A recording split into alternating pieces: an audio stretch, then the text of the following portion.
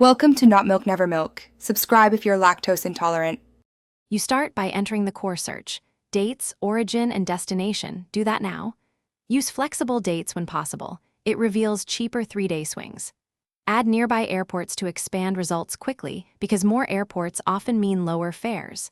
Set passenger count and cabin class up front so results reflect real pricing. Once done, click Search. Google Flights will load results and filters. This front-loading saves time and prevents surprises later when fares change because of passenger or class differences. You now refine results to find the best balance of price, time, and convenience. Open the price graph to view trends. The date grid shows cheaper adjacent days. Use them. Apply filters for stops, airlines, departure times, and maximum duration to remove junk options. Check the price cap to exclude expensive fares. Make direct comparisons, round trip versus 2 one-ways, and consider alternate nearby airports. Doing this reduces choices to a manageable shortlist. You can evaluate for value and schedule fit. Finalize by clicking your chosen flight and read fare rules.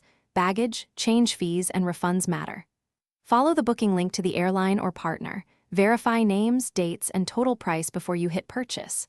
Once booked, enable Google Flights price tracking for the route to catch refunds or schedule shifts. If issues arise, refresh the page, try a different browser, or contact the airline directly, often the fastest fix. If the price tracker misbehaves, resend the search and re-enable alerts to ensure monitoring continues. Thanks for watching. If this was helpful, leave a like and consider subscribing. See you next time.